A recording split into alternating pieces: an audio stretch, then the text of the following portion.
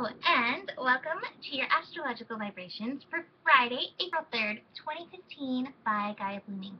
I am Mimi, and our energy mantra for today is I am the Revolution Evolution. And today we have our second Revolution Evolution day of Sun in Aries. And because Uranus is already in Aries, this kind of doubles that revolution vibration. So it's big on change. And it's so cool because Aries is the sign of I am. So this is taking place within us.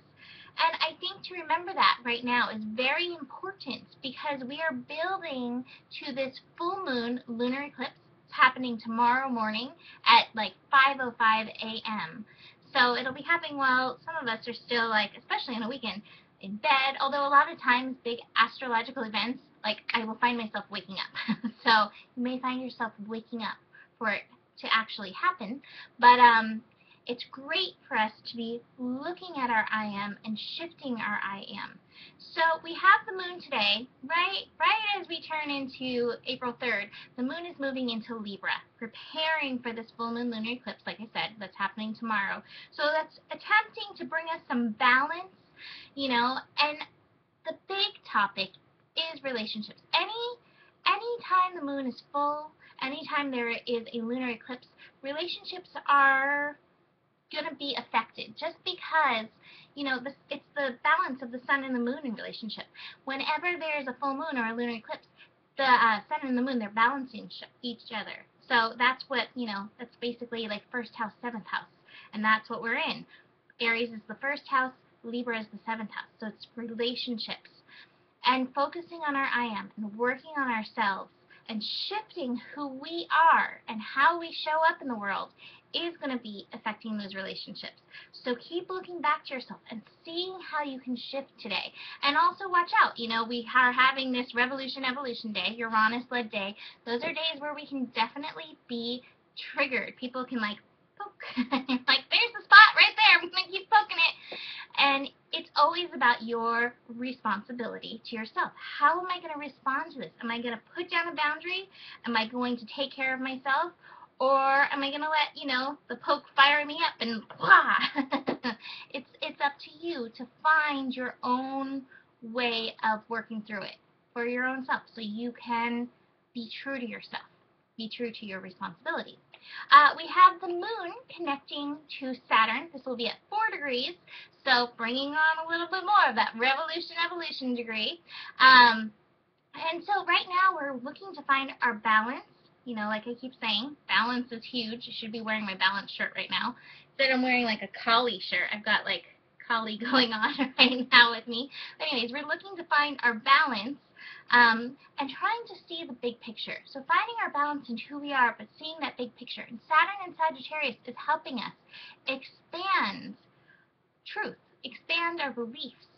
So, you know, find your balance in that.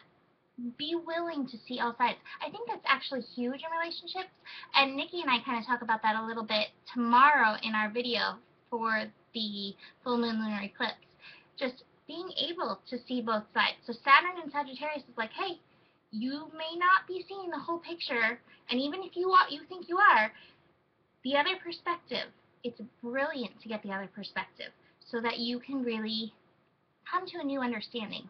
And helping with that as well, the moon is going to be opposite Mercury in Libra. So, you know, there could be some of that little tug of war going on between the mind and your feelings. Ultimately, again, it wants you to find the balance.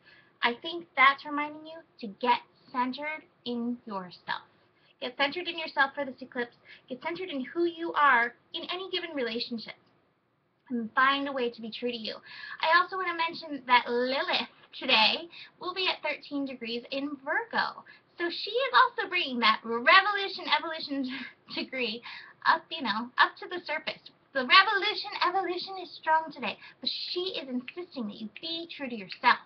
And she's coming up in your body. So if you have any like feelings coming up in your body, tune in and see, wait, where am I not honoring myself? If your tummy's like, rah, go eat some food or drink some water. Listen to what your body is saying to you so that you can find your balance in yourself, so that you can then find balance between the I and the we.